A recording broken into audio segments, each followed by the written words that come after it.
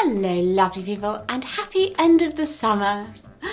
Okay, that was very final. It might not actually be the end of the summertime where you are, but it has been a busy summer for us. Quite a bit of travelling and our first summer as a family of 3. So in this video, I'll be showing some of the tips we've gathered about family holidays when you're LGBTQ+. My family is made up of my wife Claudia and I and our lovely little 14-month-old Rupert, who has just, life update, started standing up by himself, taking a few steps, popping back down on his bottom and saying, "I did it!" which is the cutest thing you've ever seen.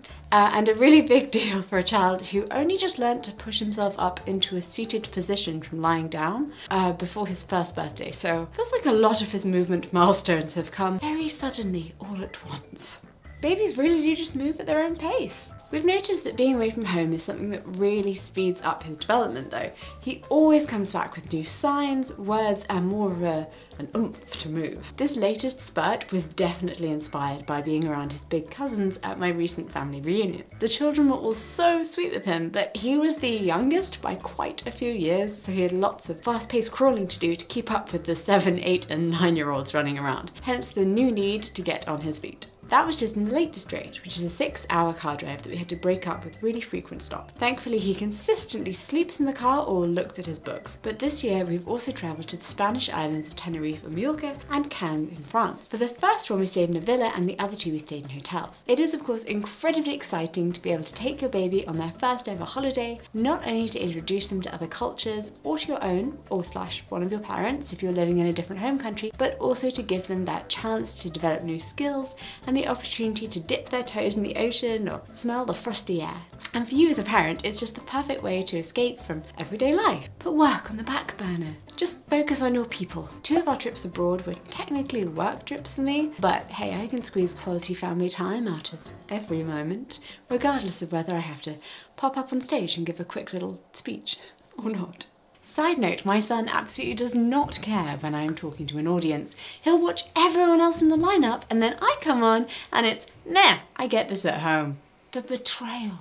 And I would just like to add in a quick thank you to the members of the Kellgren-Fozard club for sponsoring my channel and making this video possible. If you'd like to join the club and get access to behind the scenes content, a birthday shout out, as well as an adorable little image of my face after your name, then click the join button below.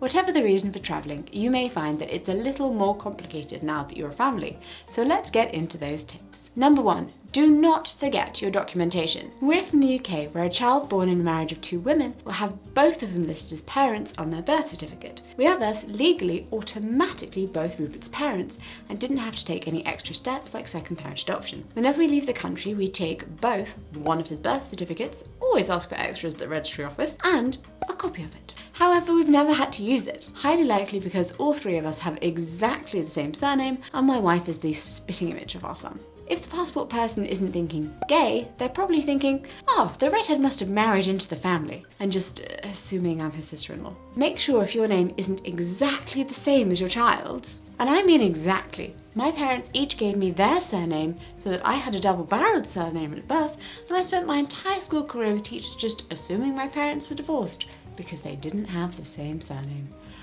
Or your name isn't on the birth certificate, or was added later, that you travel with all documentation, and if it's just you and the baby, that you have a piece of paper with written authorization from your partner that you're allowed to travel with your child. It'll help if that's also notarized. And that just made my heart clench, because my baby is so much my baby, but that's the way the world works, and it's better to be safe than sorry. Plus, how annoyed is your other half going to be when they have to drive to the airport just to say yes, they can get on the plane?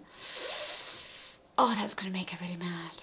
This will also be more of an issue with younger children who can't advocate for themselves and won't be believed when they grumpily point to both of you when asked by a guard, "Where's your mummy?" If you want to avoid hours of waiting whilst you're under suspicion for child trafficking, take your documents. Birth certificate, adoption paperwork, custody documents, permission to travel letter, health insurance cards, emergency contact information. Documentation isn't only important at the airport, however. It may be vital for emergency medical care whilst you're abroad, and that's something you really don't want to be lax on for your child. If you're unsure about the law in the country you're travelling to, or how your own laws translate there, then speak to a lawyer who specialises in LGBTQ+ issues to find out whether you need to put anything special in place. Or just Google really intensely and specifically. Lawyers are expensive. 2. Do your research.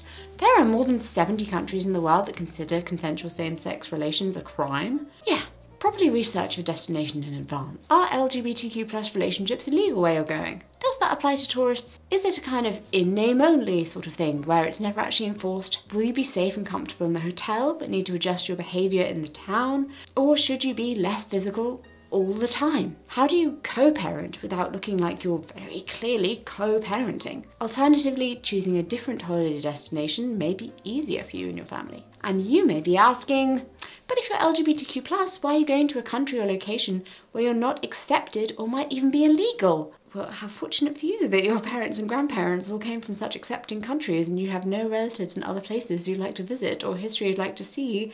You don't feel in any way limited.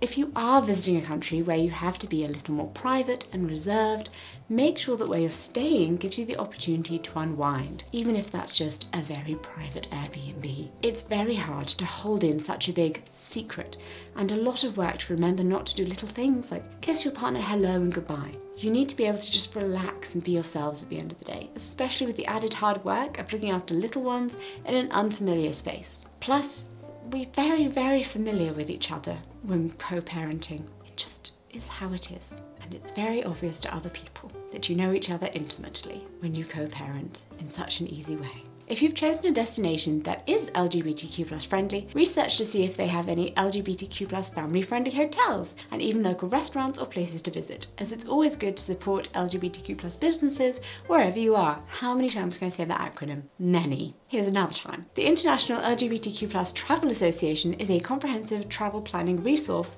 that I will leave in the description below. LGBTQ+. I didn't even trip over it. 3. Find friendly resorts. Ask other LGBTQ+ parents, couples and friends for holiday destination recommendations. We went to insert names of. In Tenerife, great for having your own villa, but also bonus points of a hotel at your disposal, like a restaurant, a big pool and housekeeping staff. In Mallorca, where we were not the only gay couple, which was really lovely. We did that thing with the couples where you kind of give each other the look, like that very knowing thing, like, haha, I see you, 2 women. With your children. We are 2 women with our child. If this is your one big trip of the year and you want ultimate relaxation to be your goal, then make sure you're choosing somewhere that allows you to be who you truly are 100% of the time, not hiding your relationship and not worrying that your kids are going to give the game away by calling you both mummy. A holiday should be about spending quality time together as a family. 4. Now is not the time to educate people. Whose baby is it? Is something we get asked a lot. And usually we say ours or both of us, we're married. Usually followed up by to each other when they continue to stare blankly. But is that helpful in all situations? Is that really what the homophobic museum ticket guy wants to hear? Or do you just need to say mine so he can say cute and you can all just be on your way? I'm all for advocating for the LGBTQ+ voice and making it clear that we are all just normal people living normal lives. Hello and welcome to my YouTube channel. But choose your battles. Equally, when you're in another country where you don't know the rules, make sure you're safe before outing yourself, especially with children around. And if you have children who are verbal and can oh so sweetly drop in, I have 2 dads, they're gay, at the worst possible moment, then make sure you have a conversation before you think they're ready to even have the conversation. As much as I hate biting my tongue and playing it straight, and as much as I hate having to lie, that's what we're going with. Having said that, whilst I would lie by omission by letting my wife say, my baby, or me saying, she's mummy, which is true, I'm mama. She looks very much more like our child than I do. I would never outright deny my child in front of their face, ever, even when they're a newborn. I feel like that's just damaging to them psychologically.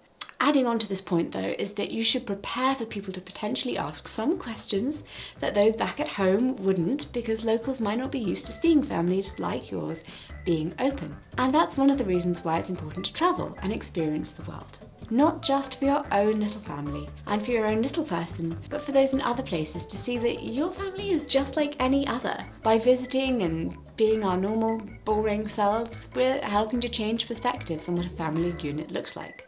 Maybe you think, what does it matter? We're never going to see these people again. But we don't know whether we're making the way easier for someone else to come out to a person we have interacted with, or making their own path to self-acceptance smoother because they've seen a different type of LGBTQ+ than the scare stories their local homophobic media presents. After all, we're pretty non-threatening. Wherever you're going and whomever you're going with, I hope you have the most wonderful time and enjoy your holiday. Let me know if you found these tips helpful, and please do add any others in the comments below. Thank you so much for watching, and thank you again to the members of the Kellgren-Fozard Club for making this video possible. If you would like to join and receive access to monthly behind-the-scenes videos along with a bunch of other goodies, then hit the join button below to find out more. I'll see you in my next video. Mwah.